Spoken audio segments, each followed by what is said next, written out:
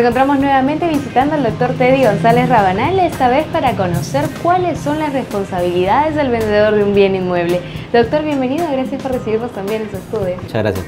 ¿Cuáles son las principales responsabilidades que tiene un vendedor? ¿Qué pasa si es que la vivienda no es como le esperaba el comprador? El vendedor, por ejemplo, tiene la obligación de informar. Yo tengo que informar, ¿sabes qué? Mira, tiene 2 pisos, pero el primer piso es así, el segundo piso es así, por eso el precio es este, ¿no? Entonces, el contrato refleja la conversación, refleja la negociación y finalmente es lo que el consumidor, el comprador se lleva al momento de pagar su dinero. Porque cuando uno se despoja de un bien, ambos han hecho un sacrificio, ¿no? Uno dejando su casa, por ejemplo en este caso, y otro dejando un dinero, ¿no? Que lo podía aprovechar para un ahorro o a lo mejor un viaje, etcétera, ¿no? Existen casos de mala fe. ¿Qué pasa cuando el vendedor conocía realmente que la casa contaba con un desperfecto, pero igual lo vendió y no dijo nada? Hay 3 tipos de responsabilidades. A ver, la primera responsabilidad es la administrativa. Si uno quiere denunciar a una persona, puede acudir a Indecopi y es Indecopi quien sanciona a la empresa, por ejemplo, o a una persona quien de mala fe realiza una venta en donde sabiendo que había algún problema, por ejemplo, de estructural o a lo mejor un problema de vivienda, un problema de colindancia, no se lo dijo, ¿no? Ahora, el tema de Indecopi termina sancionando a la empresa vendedora con una multa y con una reparación, en el mejor de los casos, una medida correctiva. Pero no va más allá, por ejemplo. Si uno quiere una indemnización por daños y perjuicios, no es la vía competente. Si uno quiere indemnización por daños y perjuicios, uno tiene que acudir a otro lado y es ahí donde funciona la responsabilidad civil.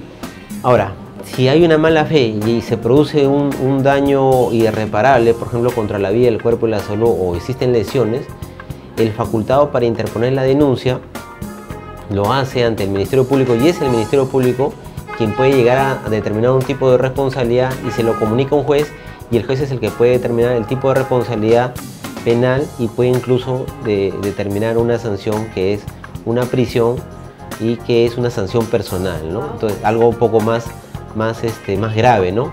Cuando el ámbito de la conducta de la persona ha sobrepasado los límites permitidos que la sociedad le da a toda persona, ¿no? Claro, y también en este caso se ha podido comprobar que la persona o el vendedor sabía de estos daños. ¿Cómo podría empezar este trámite para poder realizar la denuncia de estos daños y perjuicios? Por ejemplo, en el tema de la administración, el tema de responsabilidad administrativa, yo puedo realizar mi denuncia con el pago de 36 soles en Indecopi y es un proceso que aproximadamente puede demorar entre 6 o 9 meses, ¿no?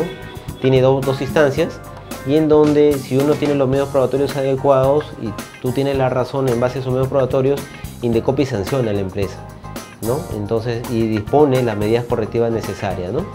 En el caso de la responsabilidad civil que se ventila en los tribunales nacionales ante un juez civil, esto demora mucho más, ¿no? Incluso puede llegar hasta la Corte Suprema y un proceso judicial puede fluctuar entre 3 o 10 años, un promedio. En el caso de la responsabilidad penal, donde se va a sancionar la conducta de la persona en función a su dolo, es decir, en función a qué nivel de responsabilidad tiene por el daño ocasionado a otra persona, el proceso a nivel de juez penal sí es mucho más rápido, porque la aplicación del nuevo Código Procesal te da la posibilidad que un juicio se demore no menos de 2 meses, donde se determina la responsabilidad de una persona, ¿no? Bueno, qué importante, se imaginen recién comprar su flamante casa nueva y encontrarle tantos desperfectos que costaría muchísimo más repararla que comprar una nueva, o que de repente se caiga el segundo piso y dañe a parte de nuestra familia. Todo esto puede pasar, así que hay que tener muchísimo ojo.